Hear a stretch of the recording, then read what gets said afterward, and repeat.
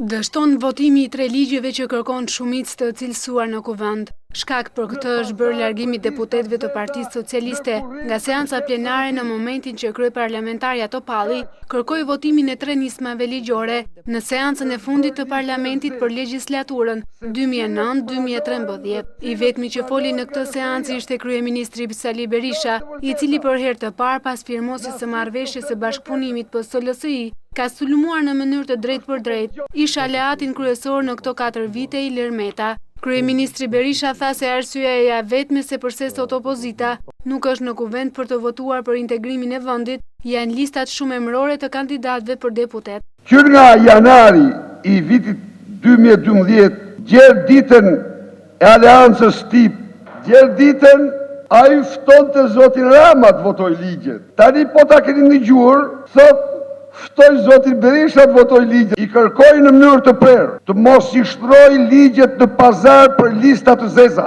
në kurriz të mbështetësve të tij.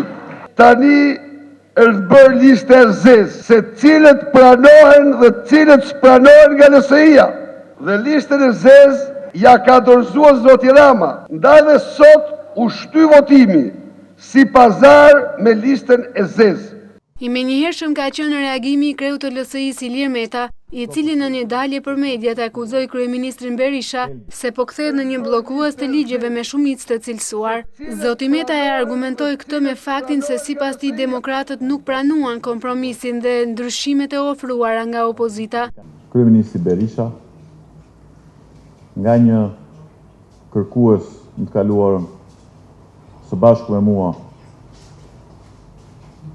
ndaj gjithë aktorëve të tjerë për të miratuar 3 ligjet, po kthehet në një bojkotues të votimit të 3 ligjeve nga kuvendi. Çdo përpjekje për të mos kuptuar thelbin konstruktiv të propozimit ton është vetëm një përpjekje për të arratisur nga përgjegjësitë që duhen marrë në këtë moment. Ndërkohë, më herët kryetarja e kuvendit Josefina Topalli i kërkoi kryetarit të Partisë Socialiste Edi Rama që të lejojë deputetët socialistë të votojnë 3 nismat ligjore.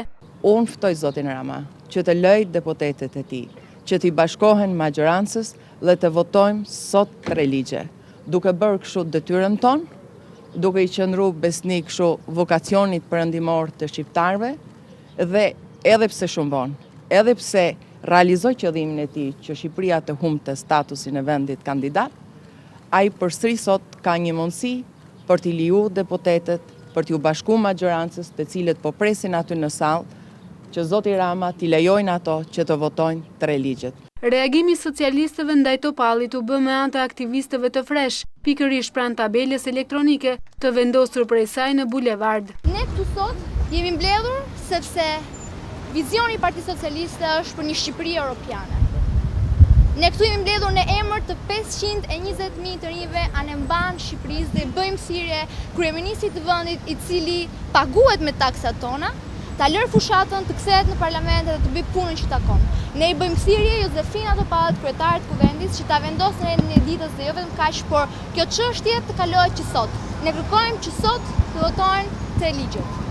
Në mënyrë simbolike, ata kanë mbuluar tabelën elektronike me një copë të bardhë ku shkruaj se koha mazhorancës ka mbaruar, ndaj i kërkojnë asaj të bëjë aktin e vetëm të mirë në shërbim të vendit, duke miratuar këto nisma ligjore.